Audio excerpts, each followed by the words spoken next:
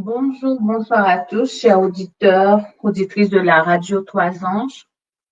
Pour ceux qui ne connaissent pas mon prénom et mon nom, je m'appelle Louis Michael. Et ce soir, c'est une grâce de pouvoir être avec vous pour ce temps de partage. J'aimerais vous inviter à courber la tête et nous allons prier pour commencer. Seigneur notre Dieu, notre Père céleste, Roi des rois, créateur de l'univers, l'alpha, l'oméga, le commencement et la fin. En cet instant, je veux te bénir, je veux te louer, je veux t'acclamer, je veux te célébrer parce que tu es le Dieu des dieux, le Seigneur des seigneurs. Papa, viens prendre le contrôle. Viens faire, viens nettoyer. Envoie les anges.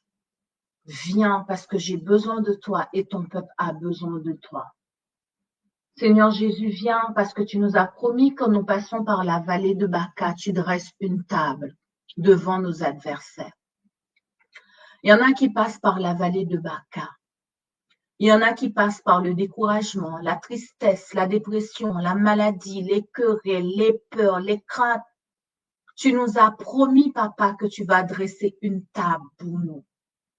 Nous voulons juste manger et reprendre des forces. Nous voulons continuer la lutte parce que la lutte n'est pas facile. Nous voulons continuer le combat, nous voulons être debout. Alors viens. Viens dans le nom de Jésus-Christ, le Fils du Dieu très haut. Amen. Le temps que nous allons aborder aujourd'hui, la thématique que nous allons voir, s'appelle « Seigneur, restaure mon autel de prière ». Vous vous rappelez que je l'avais déjà parlé de cette histoire d'autel de prière la fois dernière, dans la dernière veillée du mois de février. Alors, pour ceux qui n'ont pas encore écouté la veillée du mois de février, vous pouvez aller regarder sur YouTube, vous allez voir une partie qui s'appelle « Seigneur, restaure mon autel de prière ». Aujourd'hui, c'est la deuxième partie parce que j'avais fait une première. Aujourd'hui, c'est la deuxième partie. Je vous avais expliqué comment la distraction me volait le temps, mon temps pour prier, mon temps pour chercher le Seigneur. Nous sommes dans une saison, il faut vraiment faire très attention à la distraction.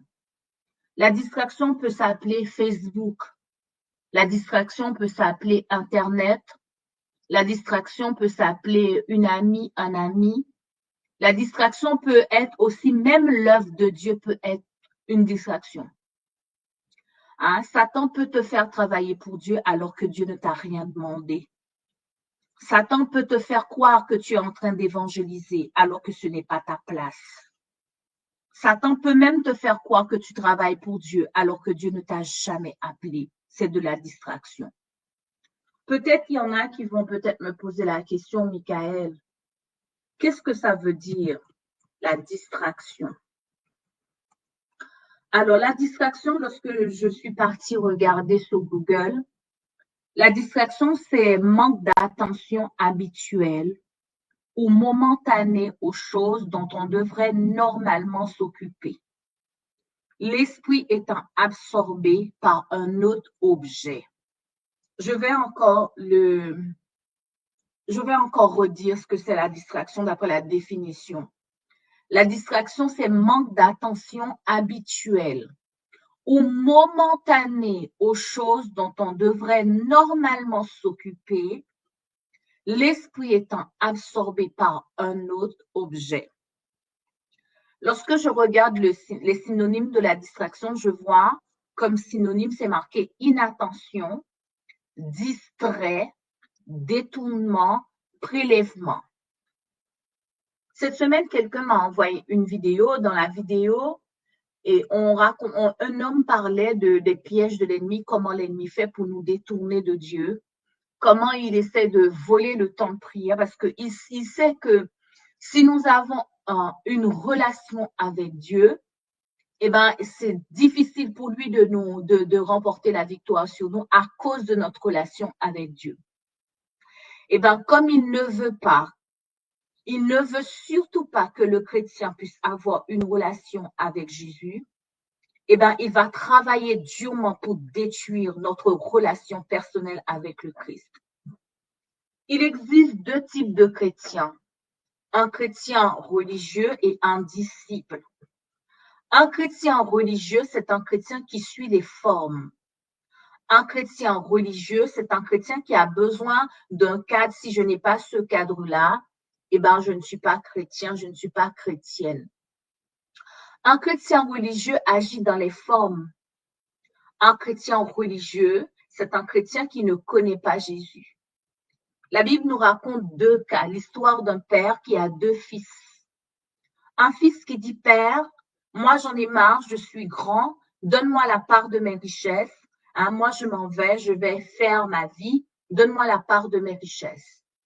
La Bible nous dit que ce fils qui est parti, il a pillé le père, il prend sa part de richesse, le père lui accorde, il s'en va. Il va dans les boîtes de nuit, il boit l'alcool, il fait la prostitution, il gaspille son argent. Et plus tard, rentré en lui-même, parce qu'il est fauché, il est dans la rue, et rentré en lui-même, il mange la nourriture des porcs. Et là, il examine avec attention sa vie. Il s'est rendu compte que le père était un bon père. Il a décidé de rentrer à la maison en disant au père que ne me traite pas comme enfant, mais traite-moi comme un de tes serviteurs parce que je ne mérite pas. Et quand il est rentré à la maison, la Bible nous dit que l'autre fils était jaloux. Pourquoi? Parce que le père avait tué le veau gras, il avait mis l'anneau, il avait tout fait, mais malheureusement pour l'autre fils, il était mécontent, il n'était pas content. Il n'était pas content parce que tout simplement, le père avait tout fait et le père, d'après lui, n'avait rien fait pour lui. Mais la Bible nous dit quelque chose.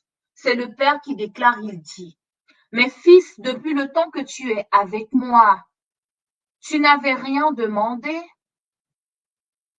Là, on parle de deux cas, un fils religieux, un fils qui n'a pas de relation avec le père, et un fils qui connaît son père parce que lorsqu'il est dans la difficulté, dans les tracas, il dit, je retourne, j'irai dans la maison de mon père.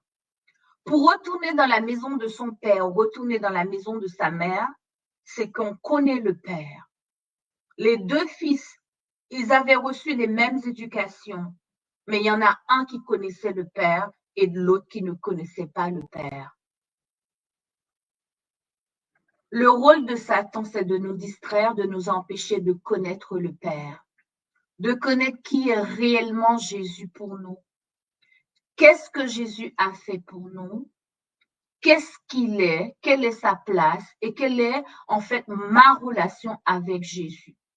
Je peux connaître le rôle de Jésus, mais je n'ai pas de relation avec lui. Je peux connaître le rôle de Jésus, mais je n'ai pas un cœur à cœur avec lui. Je peux connaître le rôle de Jésus, je peux travailler pour Jésus, mais mon cœur n'est pas dedans.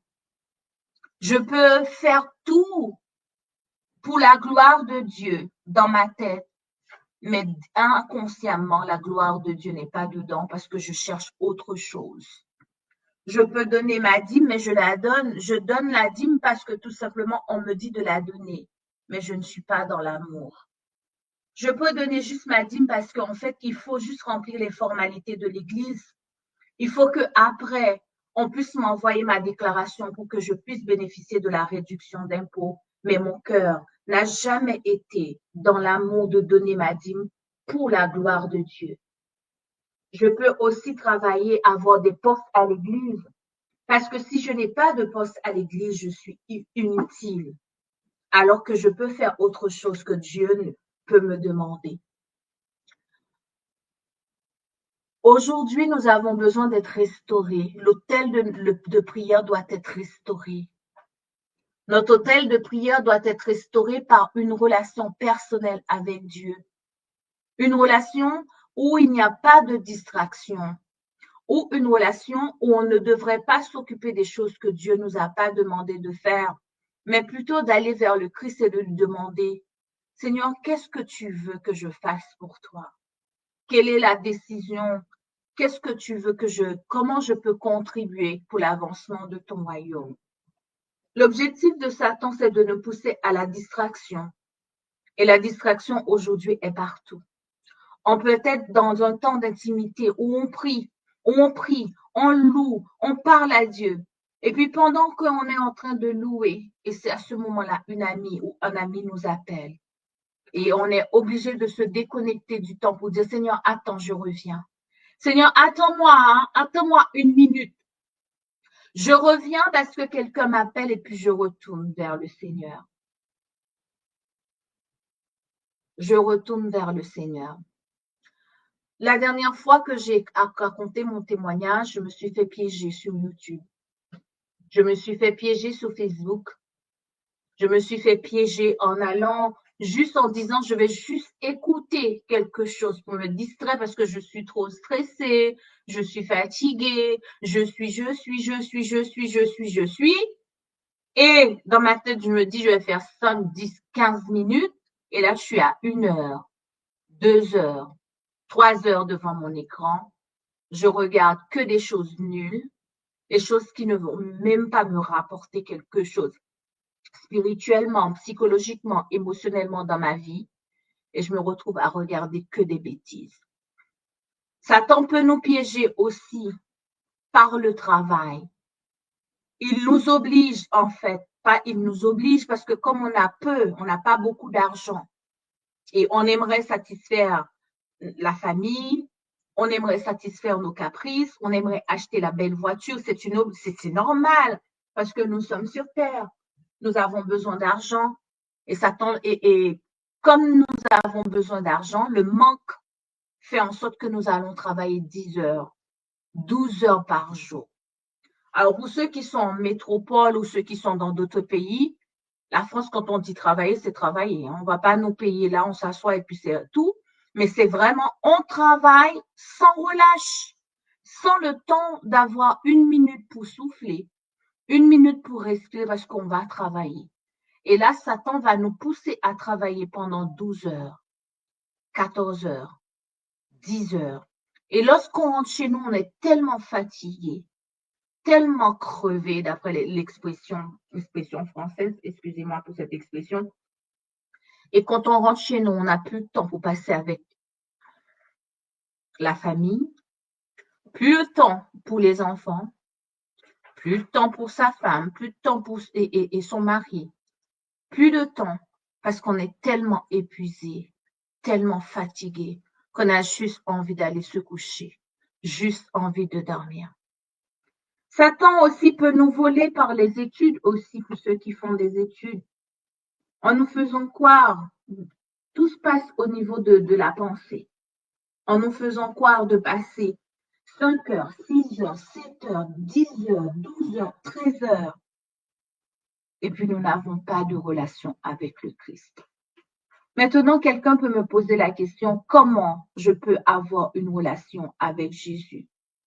Une relation commence par une communication. Le fait d'ouvrir son cœur et d'être dans l'intimité, c'est une grâce, c'est une bénédiction.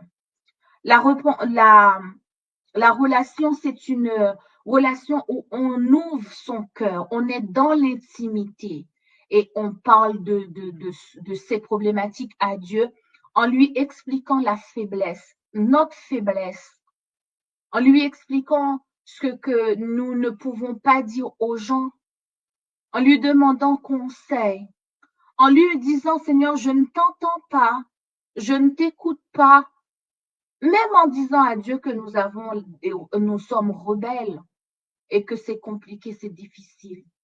Cette semaine encore, j'ai prié, j'ai dit à Dieu, viens chercher la rébellion en moi parce que des fois, je suis tellement têtue, tellement rebelle. Viens récupérer cette partie en moi. Le disciple qui a une relation avec son maître, le disciple qui a une relation avec Jésus, c'est un disciple qui connaît le cœur du Père, qui connaît Jésus.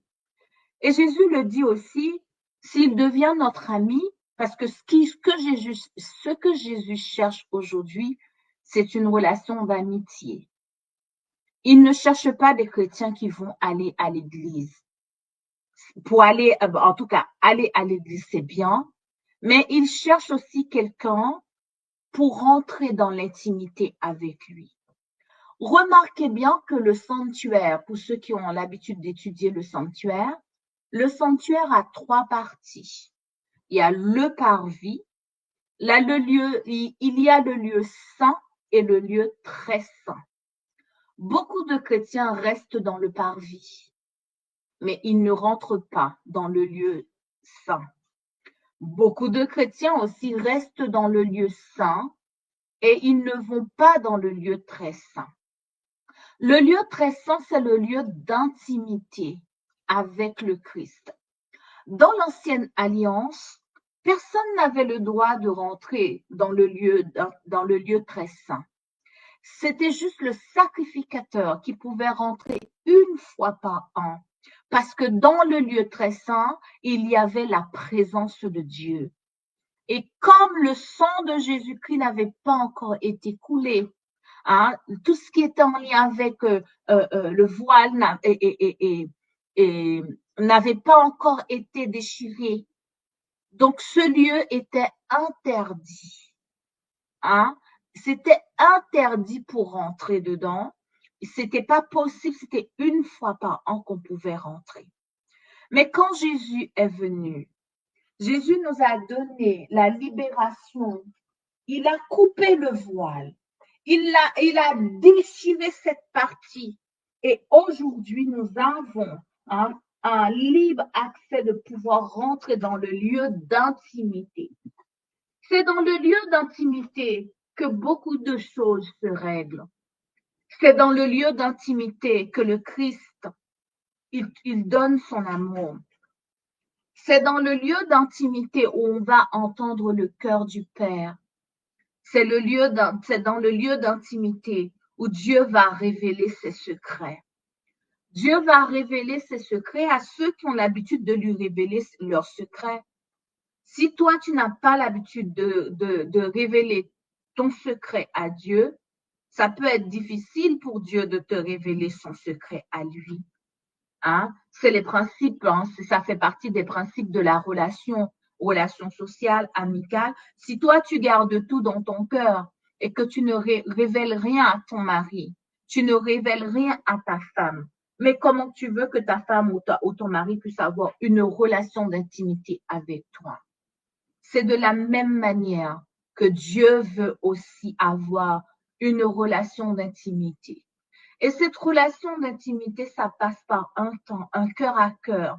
Dans le cœur à cœur, souvent, nous devons suivre les mouvements de l'esprit en nous. Ces mouvements de l'esprit, comment ça va se manifester? Ça va dépendre de ce que tu ressens dans ton cœur, dans ton âme, parce qu'il dit fils de l'homme. Écoute dans ton cœur, reçois les paroles dans ton cœur et reçois les paroles dans tes oreilles.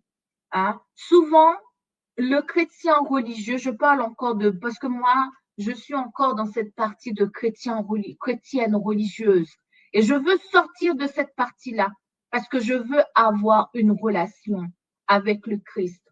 Je veux prendre le temps de lui raconter mes secrets. Je veux prendre le temps que le Christ puisse devenir mon journal intime. Je veux prendre le temps aussi de tout lui raconter, tout lui dire à chaque heure, à chaque instant. Je veux prendre le temps de lui demander conseil. Je veux aussi prendre le temps de lui dire ce qui ne va pas quand je suis pas bien, quand je suis en colère, quand ça ne va pas, et que je puisse venir lui dire, Seigneur, aujourd'hui je suis en colère, aujourd'hui j'ai mal, aujourd'hui je suis blessée, je ne suis pas bien. Il est important, il est capital de pouvoir le dire. Mais le chrétien religieux a tellement peur, la peur de ne pas être sauvé, la peur de ne pas aller au ciel. Si je dis à Dieu mon fond de pensée, si je parle intimement à Dieu, peut-être que je ne serai pas sauvé, peut-être que je ne serai pas cela, je ne serai pas ceci, je ne serai pas sauvé. Eh bien, je préfère garder tout dans mon cœur. Mais non, c'est pas ça, c'est pas une relation, ça c'est de la religiosité. Le cœur du Père est là pour écouter nos doléances. Le cœur du Père est là pour supplier, pour entendre nos supplications. Le cœur du Père est là pour nous dire ce que nous devons faire. Le cœur du Père est là pour nous questionner. Le cœur du Père aussi est là pour pouvoir nous aider. Cette question de pouvoir aller vers le Père, de dire ce qu'on a au fond, de pouvoir en fait verbaliser nos émotions, le plus souvent, ça vient de la relation que nous avons eue avec la figure maternelle, paternelle ou la figure nourricière que nous avons eue quand nous étions enfants ou par rapport à une situation de la vie. Cette figure parentale ou nourricière a été tellement dysfonctionnelle ou toxique ou compliquée, difficile, eh ben, ça va aussi impacter notre relation aussi avec le Père.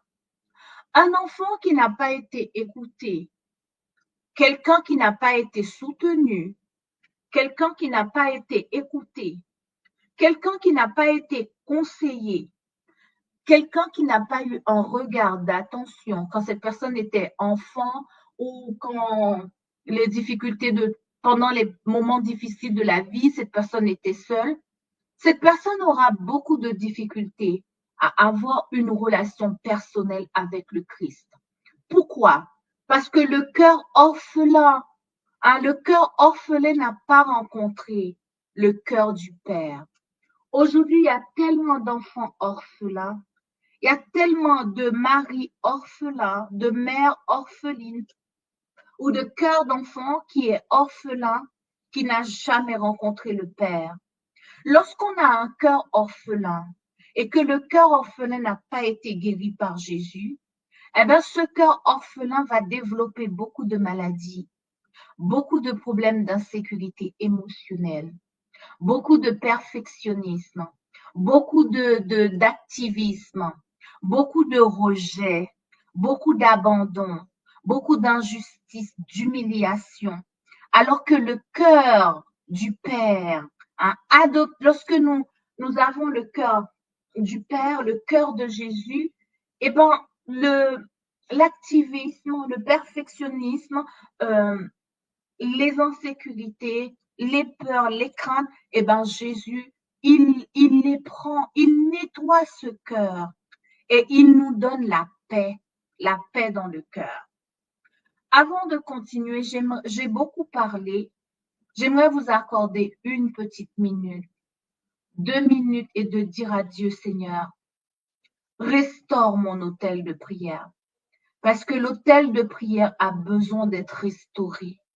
Notre autel de prière a besoin de rencontrer le Christ. Nous devons vivre quelque chose beaucoup plus profond avec le Seigneur. Nous devons en fait s'ouvrir à lui. Nous devons pouvoir dire qu'il n'est plus le Dieu de Jacob. Il n'est plus le Dieu d'Abraham, d'Isaac, de Moïse, parce que Abraham, il est mort. Il n'est plus là. Nous devons plutôt dire, il est mon Dieu. On devrait pouvoir écrire notre propre Bible en disant le Dieu de Michael, le Dieu de RTA, le Dieu de l'Indien Patrick, le Dieu de Nathalie. Nous devons pouvoir mettre nos noms aujourd'hui à la place de ces gens qui ont déjà vécu leur vie. Ils ne sont plus là. Nous devons pouvoir mettre nos noms parce que aujourd'hui, c'est nous. C'est nous. Et nous devons pouvoir le faire en passant du temps cœur à cœur avec le Christ. Ce n'est pas facile de passer ce cœur à cœur avec Dieu parce que Satan nous vole, Satan nous pille. Nous sommes dans un combat spirituel parce que tous les matins, le diable cherche, le diable veut contrôler ta journée, ma journée. Et le diable veut que c'est lui qui doit avoir le contrôle de ma journée. Et le contrôle de ma journée, qu'est-ce qu'il me propose? De l'anxiété, de l'insécurité, de la peur, de la crainte, alors que le Christ, lui-même, quand il vient, quand nous passons du temps avec lui, il contrôle notre journée, il dépose la paix, il dépose la louange, il dépose la grâce, il dépose la bienveillance. J'ai déjà fait la différence quand je commence ma journée avec le Christ et quand je commence ma journée avec Satan. C'est facile pour moi. Quand je commence ma journée avec le Christ, il va me réveiller d'abord avec un chant. Quand il me réveille avec le chant, je sais que le chant, ça va être mon chant pour toute la journée. Et que s'il y a quelque chose, c'est le chant que je vais chanter, que ça va m'apaiser, ça va me faire du bien, parce que je sais que dans mon temps d'intimité, il va déposer une parole, il va me dire, aujourd'hui, c'est la patience que je dois demander, ou il va me dire que la confiance, ou il va me parler de la repentance. Mais quand je ne passe pas le temps avec le Christ, et que le matin, je me lève déjà angoissée, je me lève déjà dans l'anxiété, dans la peur, dans la crainte, ma journée est catastrophique. À la maison, c'est catastrophique. Ça va déborder sur tout le monde. Voici le modèle que je vous présente. Un modèle où je passe le temps avec Dieu ou un modèle où je passe pas de temps avec Dieu. J'aimerais vraiment nous accorder quelques minutes pour pouvoir dire, Seigneur, restaure mon temps, restaure mon autel de prière, restaure mon temps d'intimité avec toi, restaure. Mais pour la restauration, je t'invite à vraiment à ouvrir ton cœur, à dire à Dieu qui es-tu réellement. Une fois, j'ai pleuré pendant que j'étais dans la présence de Dieu, j'ai pleuré. Et quelqu'un m'a appelé au téléphone pour me dire, Michael, est-ce que ça va? Tout à l'heure, pendant la prière, je t'ai vu que tu étais en train de pleurer. Je t'ai vu que tu étais en train est-ce que ça va? Mais moi, ça m'arrive tout le temps de pleurer devant Dieu et ça me fait du bien de pouvoir pleurer devant Dieu. La personne a été tellement choquée de me voir pleurer devant Dieu. Pour elle, ça veut dire que ça ne va pas, que j'étais pas bien, j'étais malheureuse, il y avait quelque chose de grave. Mais non, il y avait rien de grave. J'avais juste envie de dire à Dieu que j'en ai marre. J'en ai marre d'être une sale menteuse. J'en ai marre d'être une voleuse. J'en ai marre d'être une hypocrite. J'en ai marre de gaspiller mon temps. J'en ai marre de ne pas pouvoir remporter la victoire. J'en ai marre d'être une mauvaise chrétienne. J'en ai marre. Et ça, j'avais besoin de verser des larmes devant le trône de Dieu. Souvent, ça m'arrive. Peut-être qu'aujourd'hui, tu t'es peut-être questionné en disant, moi, je n'ai jamais pleuré devant Dieu ou je ne peux pas pleurer devant Dieu. Quand le Saint-Esprit te touche, quand le Saint-Esprit vient, il y a des choses qui changent.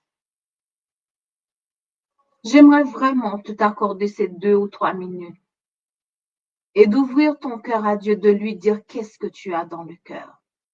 Oh, cher auditeur, je peux vous dire que ça a toujours été une grâce quand j'ouvre mon cœur à Dieu. Soit parce que je suis en colère contre quelqu'un, contre mon mari, contre mes enfants, contre moi-même, contre X, contre Pierre, et que j'arrive devant le trône de Dieu, je lui dis, Dieu, laisse-moi te raconter quelque chose. J'aime beaucoup faire ça. Laisse-moi te raconter quelque chose. J'aimerais avoir un conseil. Qu'est-ce que tu en penses? Qu'est-ce que tu vois? Je te raconte quelque chose. Écoute. Et puis je le dis, assieds-toi, je te raconte ça. Et puis je le raconte, hein, je raconte avec mes tripes, avec ce que je pense. Et puis je le dis, qu'est-ce que tu vois? Est-ce que j'ai raison? J'ai pas raison? Comment tu le vois? Toi, qu'est-ce que tu en penses ou qu'est-ce que tu n'en penses pas? Voici mes émotions. Je sens que j'ai de la haine, j'ai de la culpabilité. Chers auditeurs, chères auditrices, souvent le Christ me donne une réponse tout de suite. Souvent, il me donne pas de réponse. Il vient, il me laisse pendant 2 jours, 3 jours, 4 jours. Et le 5e jour, il me donne une réponse. Si tu ouvres ton cœur, tu parles à Dieu. Dieu ne va pas te rejeter. Il ne va pas dire que je ne vais pas l'emmener au ciel. On s'en fout du ciel. Parce que le ciel sans Jésus, ce n'est pas ciel. Si c'est juste parce que tu as envie d'aller au ciel et que tu caches ton cœur, mais j'aimerais te dire que le ciel sans Jésus, c'est l'enfer, c'est le chaos. C'est la présence de Jésus qui fait ciel. Et quand la présence de Jésus est en toi, mais tu n'as pas besoin d'aller au ciel, tu as juste besoin de passer le temps avec lui. Parce que le psalmiste David nous dit un jour dans sa présence. On nous a pas dit un jour dans le ciel, mais et le texte dit un jour dans sa présence vaut mieux que 1000 ailleurs.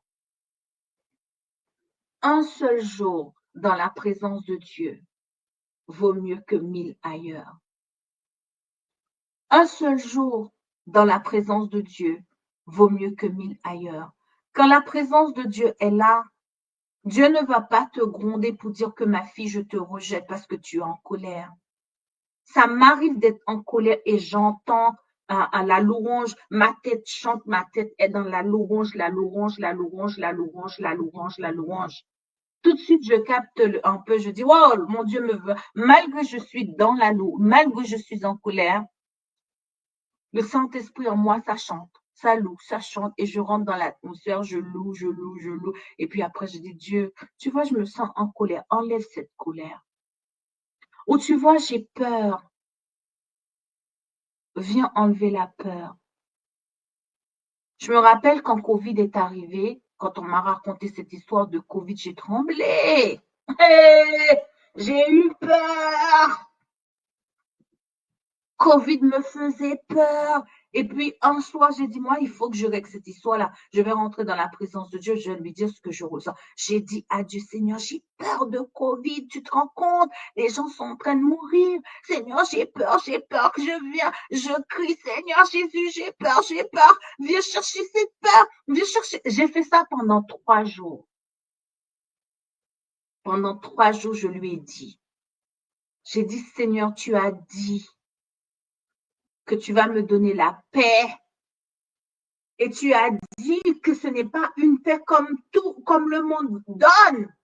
Mais moi, j'ai pas la paix, malgré, je vais lire le psaume 91, et qui dit, celui qui demeure sous l'abri du terre. Moi, je n'ai pas cette paix, Seigneur.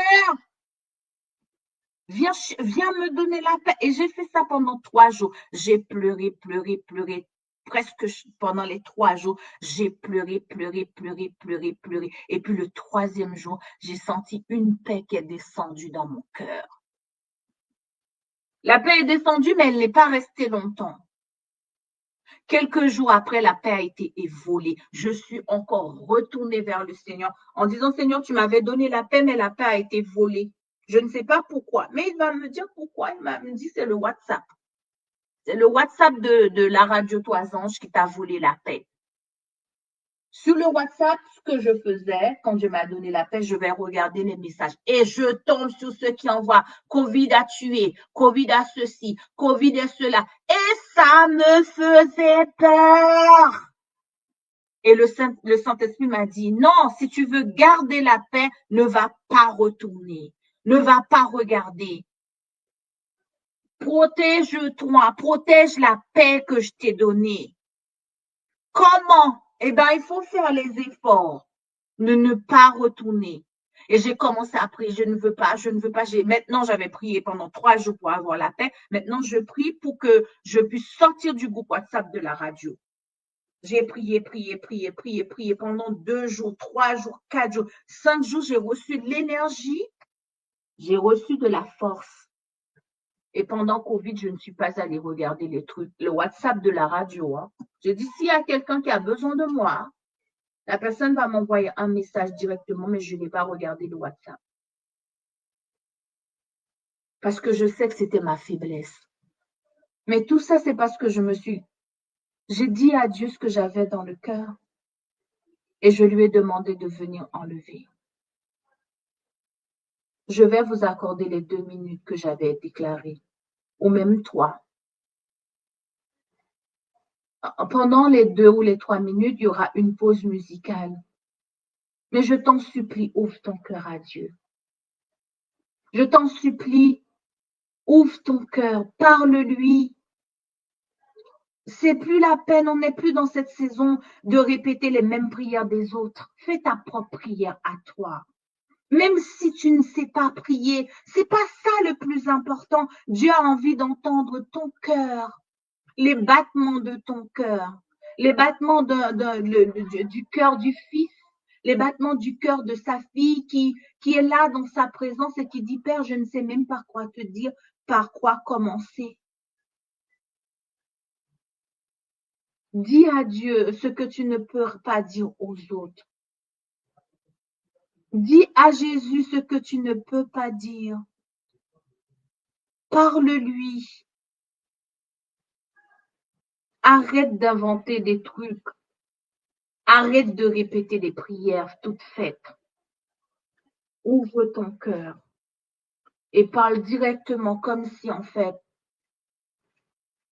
tu avais besoin de te confier. Et puis tu peux lui dire que je n'ai pas, je t'ai posé une question, ça fait 2 jours, 3 jours, je n'ai pas de réponse. Tu peux lui dire, je t'accorde 2 ou 3 minutes pour le faire. À tout à l'heure.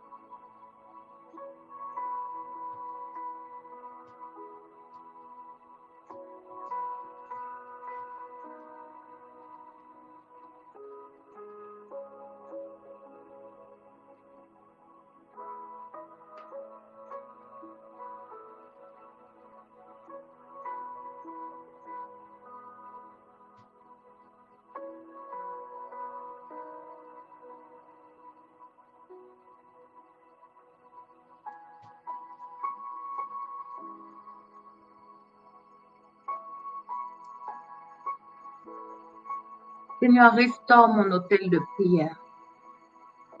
Restaure ma relation avec toi, papa. Restaure.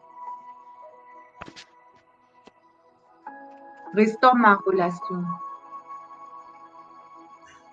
Restaure mon temps d'intimité avec toi. Viens dans le nom de Jésus, le Fils du Dieu très haut. Amen.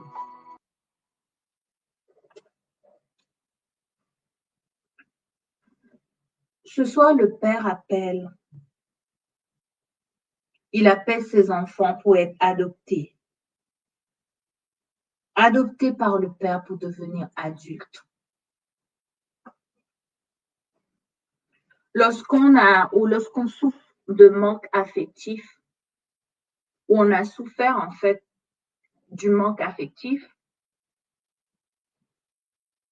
on peut être en crise d'identité. On peut être dans l'égocentrisme. Peut-être que vous allez me poser la question, c'est quoi l'égocentrisme? C'est la recherche constante de l'attention ou de l'admiration des autres. Remarquez-moi, reconnaissez mes qualités. C'est la personne qui recherchera constamment à être rassurée, confirmée par le regard ou la parole de l'autre. Cette personne va toujours occuper toute la place dans les rencontres et cette personne sera toujours le centre d'attention. Parce que le cœur orphelin n'a pas encore rencontré le Christ. On peut être dans la compétition. La compétition, on veut écraser l'autre, rabaisser l'autre pour pouvoir avoir une place, critiquer l'autre, voir ou entendre parler des faiblesses des autres, ça fait du bien à son ego. Un complexe de supériorité ou même d'infériorité. Le cœur du Père appelle ses enfants ce soir ou ce matin. Lorsqu'on a un cœur orphelin, on peut avoir un sentiment d'infériorité. Il ou elle aura tendance à se rabaisser, à minimiser ses performances, à ne pas recevoir des compliments comme étant vrais. Des personnes qui manquent d'assurance, le cœur du Père les appelle. Le Père veut connaître, il veut savoir. Des personnes qui cherchent à se prouver qu'elles peuvent. Des personnes qui tentent, qui ont tendance à tenter des actions au-delà de leurs limites. Le cœur du Père les appelle.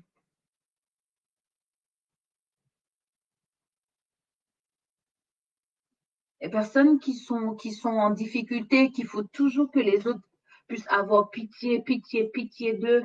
Le Christ, le cœur du Père les appelle, le cœur du Père appelle les cœurs orphelins. Il faut que l'autel soit restauré.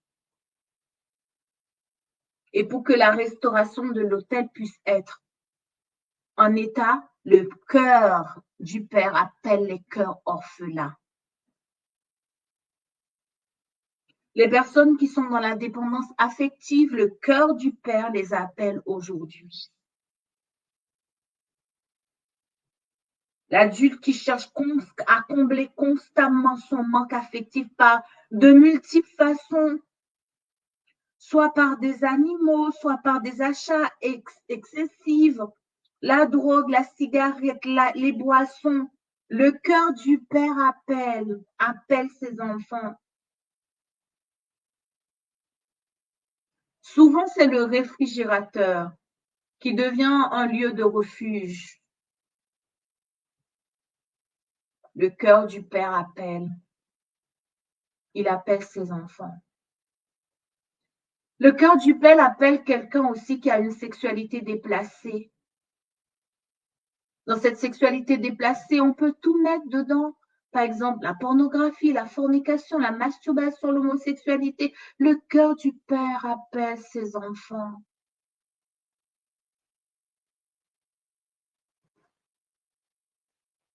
Le cœur du Père, Seigneur, restaure mon autel de prière. Et pour la restauration de cet autel, le cœur du Père appelle les cœurs orphelins à venir et à s'ouvrir, à parler, à déclarer, à dire.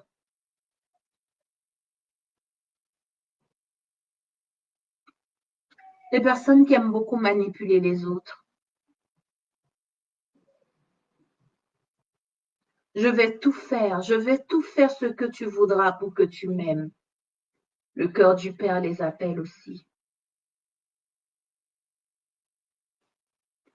Les personnes qui aiment manipuler pour attirer l'attention, soit par des cadeaux, par la flatterie, soit encore par de l'attention, par un esprit de service exagéré, le cœur du Père appelle ses enfants.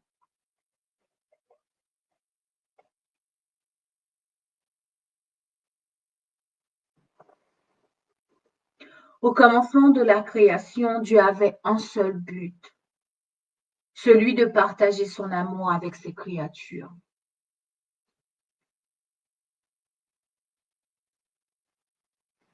Cet amour est infiniment grand et qui est non seulement entre lui et nous, mais aussi par nous. Quand Dieu m'a créé, quand Dieu t'a créé, il avait juste un seul but, le but de partager son amour avec toi, avec moi.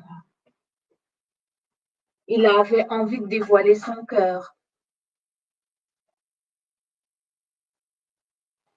de te révéler, de me révéler qui il était réellement ou qui il est réellement.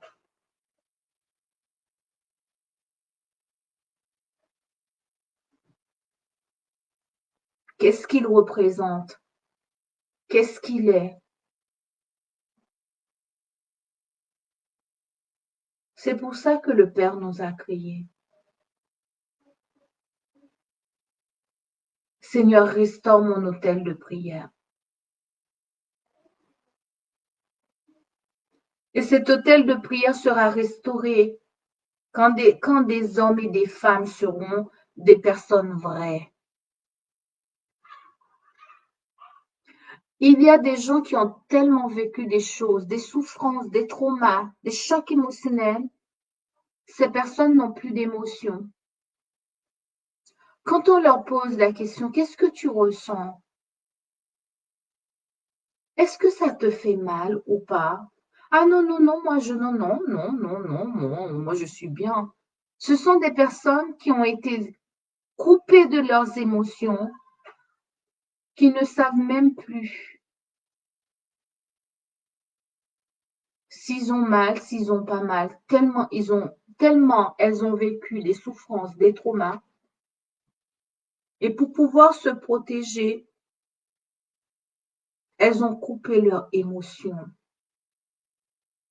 Elles ne savent même plus verbaliser ni reconnaître leurs émotions. Le cœur du Père les appelle. Le cœur orphelin, le Père t'appelle. Jésus t'appelle.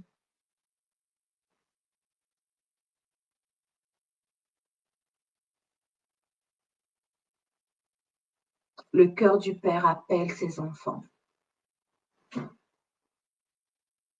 Le cœur de Jésus. Un matin, j'ai pas vécu avec mon père. Ça a créé une très, très grande souffrance en moi. Ça a créé de l'abandon, la blessure d'abandon. Et souvent, comme ça, une période où je ne peux pas comprendre, je ne peux pas vous expliquer, je peux être bien et puis un coup comme ça se manifeste.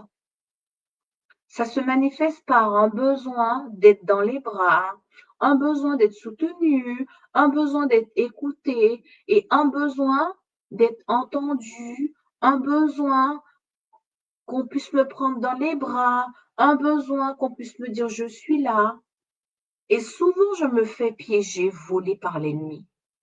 Parce que quand ça se manifeste d'une manière que ça commence par une destruction.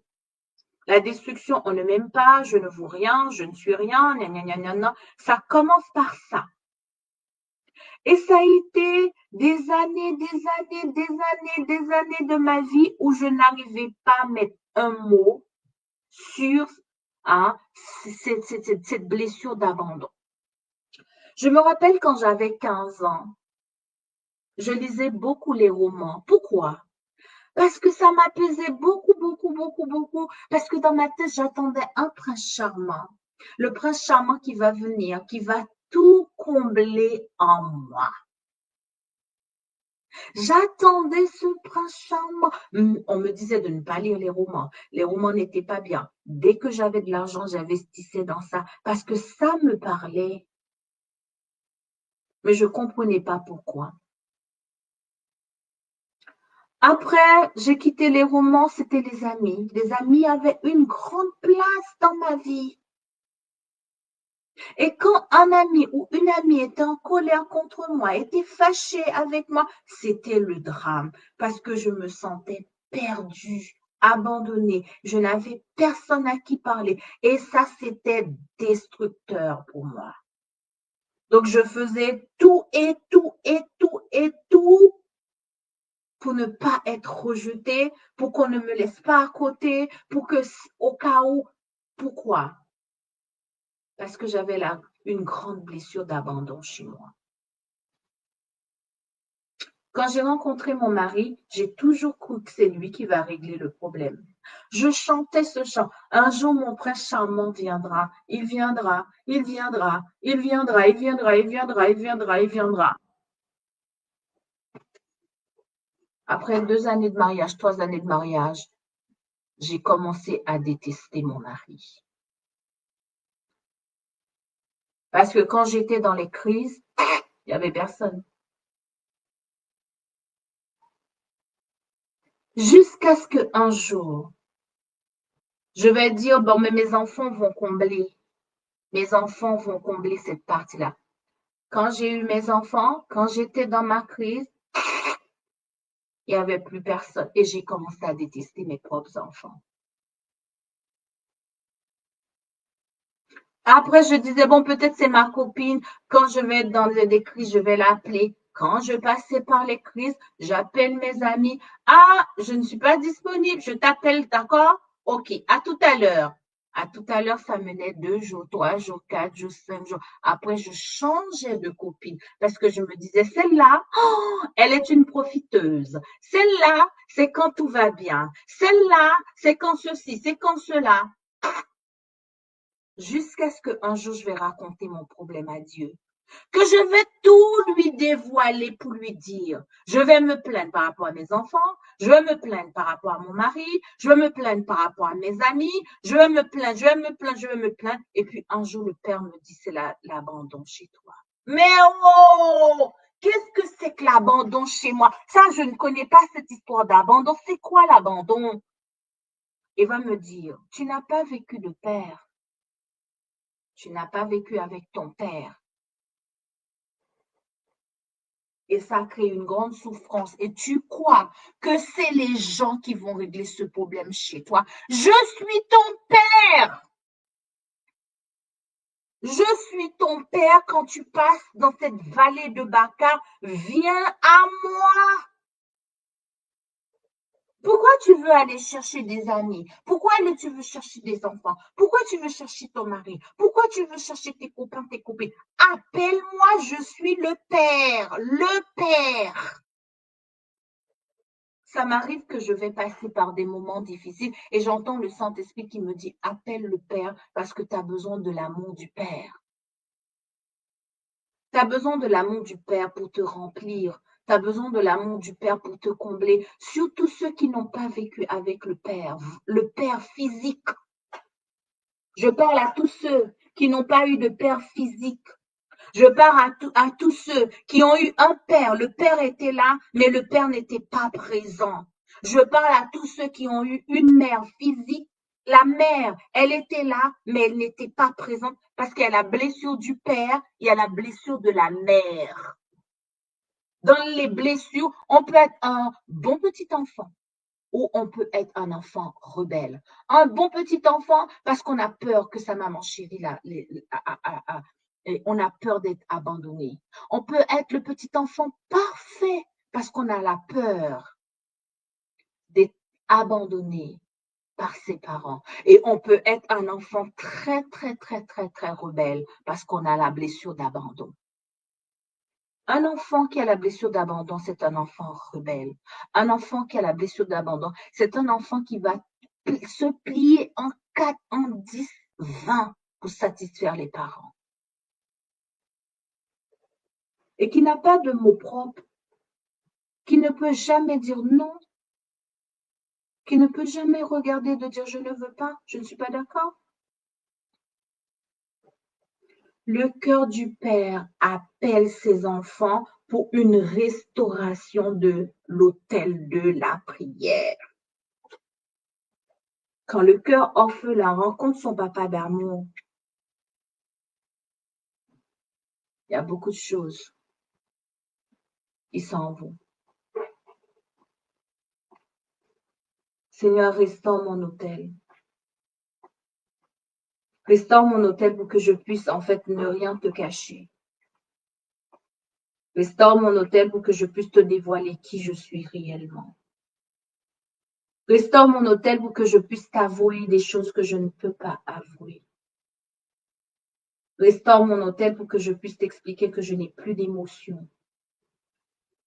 Restaure mon autel pour que je puisse tout te dire, même te dire que j'ai des envies d'infidélité chez moi, même te dire que j'ai des envies de trahison, j'ai des envies de meurtre, j'ai des envies de crime. Restaure mon autel de prière pour que je puisse tout te dire, rien te cacher. J'aimerais encore vous accorder 2-3 petites minutes pour ouvrir son cœur et de parler sincèrement à Dieu.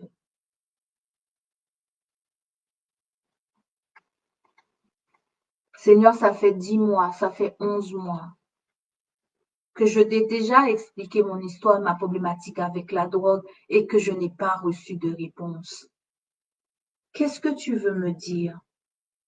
Seigneur, ça fait 22 jours, ça fait 3 ans, ça fait 6 ans que je te parle de ma pornographie. Mais tu ne dis rien, Seigneur, je comprends pas. C'est comme si je t'entends pas.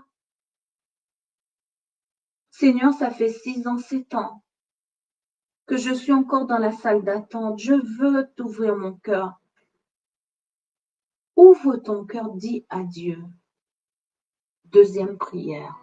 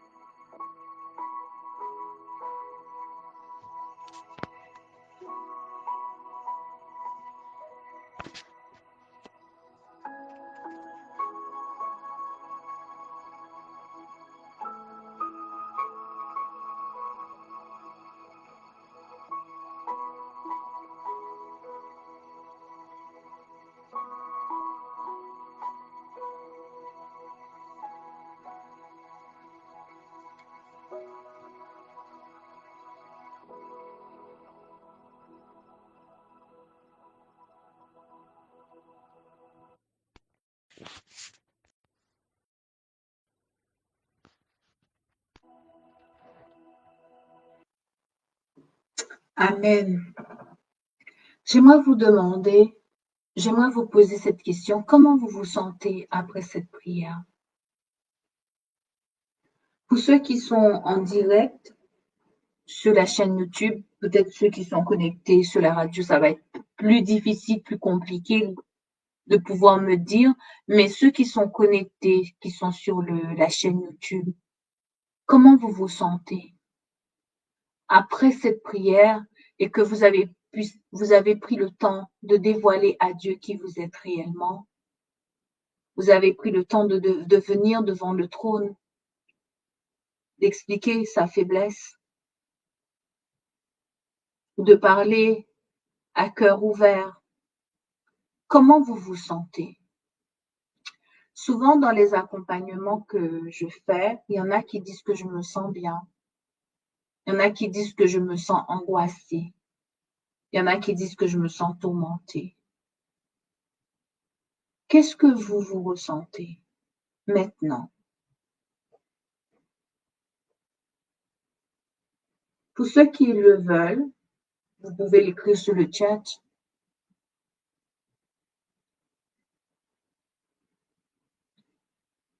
Vous pouvez dire à Dieu qu'est-ce que vous ressentez après la prière. Lorsque je passais beaucoup de temps sur la chaîne, je passais beaucoup de temps sur Facebook, sur YouTube, et que j'avais dit à Dieu que j'étais dans la distraction et qu'il avait bien montré que j'étais dans la distraction, j'ai fait des efforts de par moi-même pour restaurer mon hôtel de prière. Ça a tenu en fait pendant 2 jours, 3 jours, 4 jours, au maximum 1 semaine, et puis après, je suis replongée. Et puis après, ça devient yo-yo. Le Seigneur vient me chercher, je retourne, il vient me chercher, je retourne, je vais me chercher, et je retourne, je vais me chercher, je retourne, je vais me chercher. Et puis un matin, j'en ai marre, j'ai dit à Dieu ce que j'avais ressenti. J'ai dit clairement à Dieu ce que j'avais dans le cœur. Et après ma prière, je lui ai dit que j'étais pas soulagée.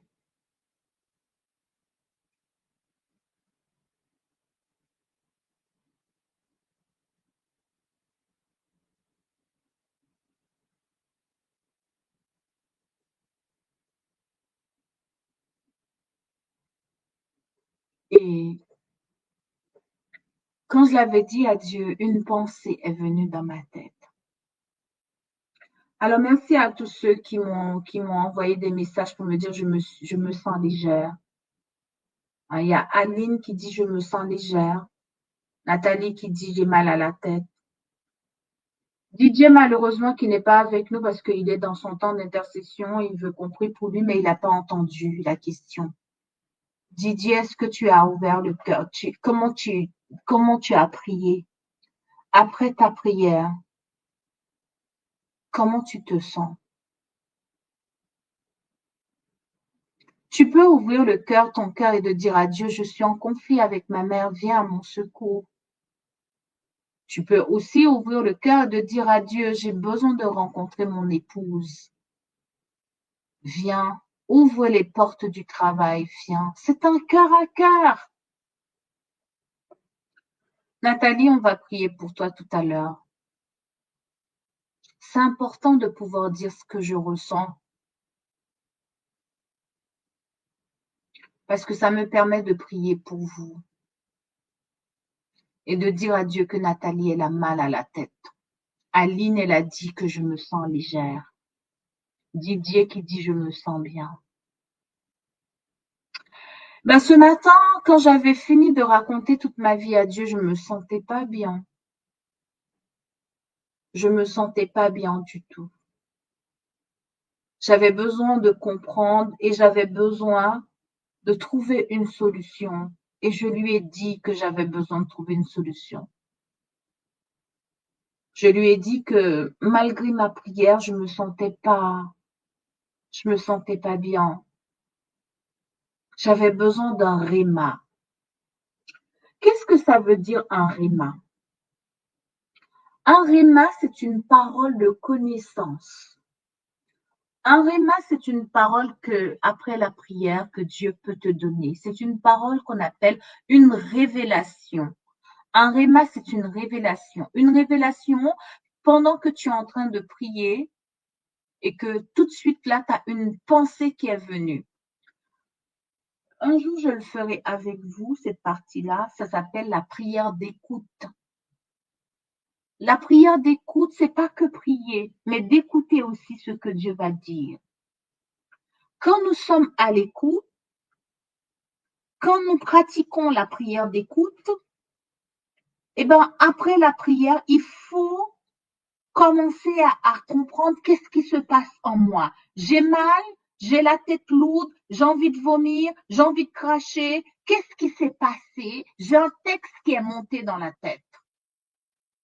Ça, c'est la prière d'écoute.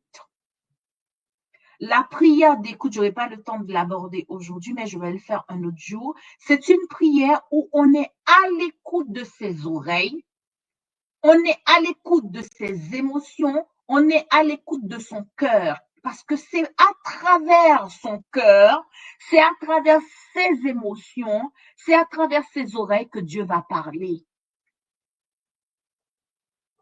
Après ma prière, j'ai dit à Dieu que je m'étais pas bien. Tout de suite, un texte est monté dans ma tête. Souvent, Dieu nous parle, mais nous ne savons pas comment Dieu parle. Par exemple, lorsque les Israélites étaient dans le désert, ils avaient des problèmes, ils voulaient manger. Et puis, ce qui se passe le matin, ils se lèvent, Dieu avait donné la manne.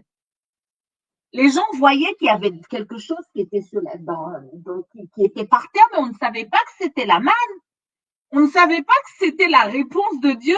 C'est Moïse qui vient, il confirme, il dit ça c'est la réponse de Dieu. Vous lui avez demandé du pain, il vous a donné le pain du ciel. Et c'est là que les Israélites ont compris que la manne était la réponse de Dieu. Souvent, Dieu peut t'envoyer la manne, mais tu ne sais pas que c'est la manne. Dieu peut t'envoyer la réponse, mais comme tu ne sais pas, tu as raté quelque chose. Et c'est pour cela que je t'ai posé la question. Qu'est-ce qui se passe chez toi? Qu'est-ce qui se passe? Si tu te sens bien, ça veut dire que ça, tu as été soulagé. Un poids t'a été enlevé. Si tu te sens mal, c'est qu'il y a une manifestation de quelque chose chez toi et que Dieu veut te dire. Il veut mettre l'accent sur une manifestation de quelque chose qu'il n'a pas planté, qu'il n'a pas donné.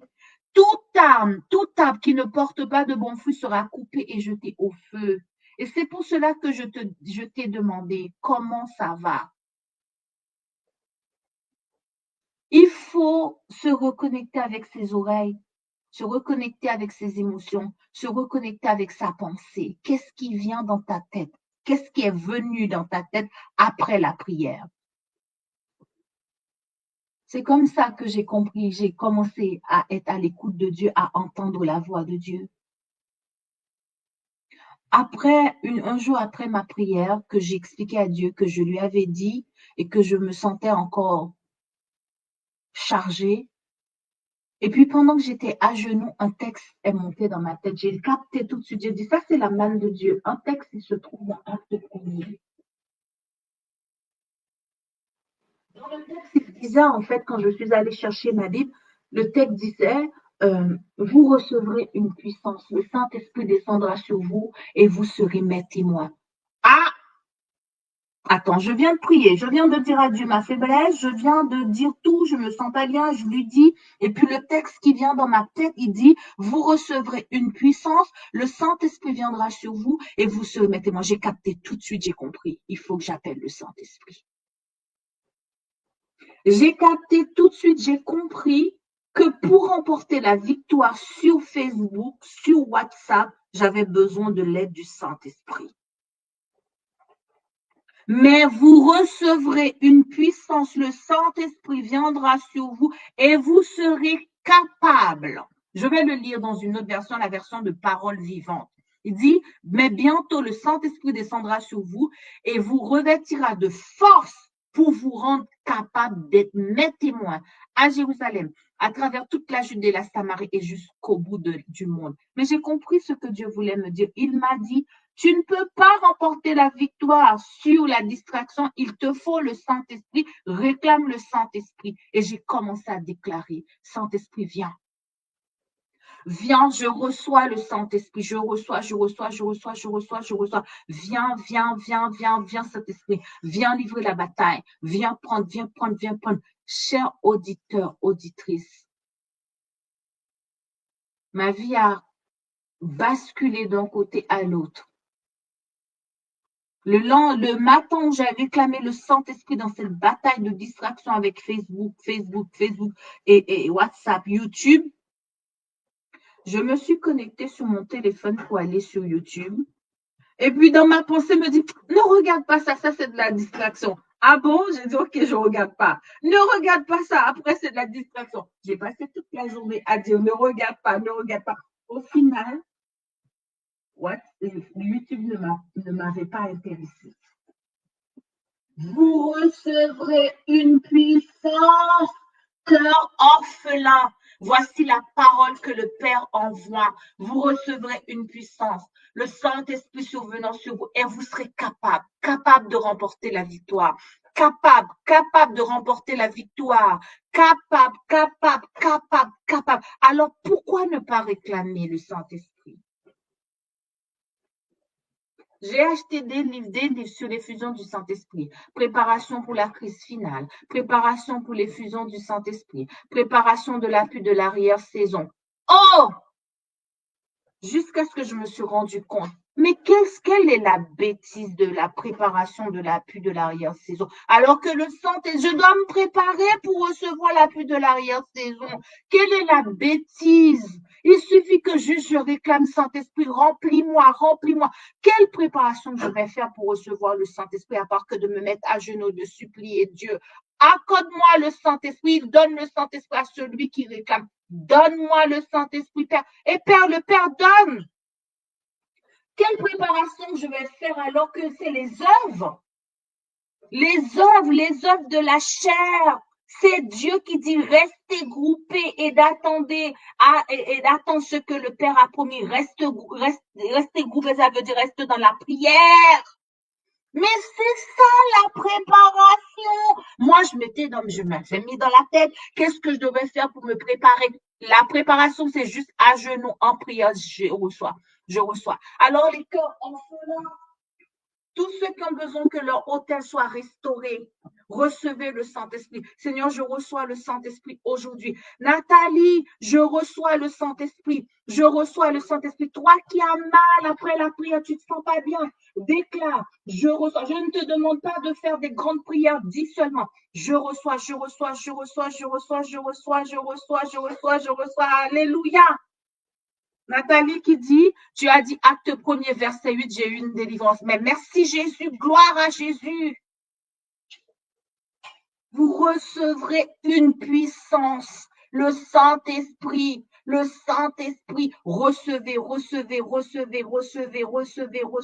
Fermez les yeux. Il reste encore une petite minute. Déclarez, Seigneur, je suis rempli de toi. Je suis rempli du Saint-Esprit. Je reçois le Saint-Esprit. Saint-Esprit, envahis-nous. Rends-nous capables de remporter la victoire. Rends-nous capables, Saint-Esprit, envahis-nous, remplis-nous, la présence,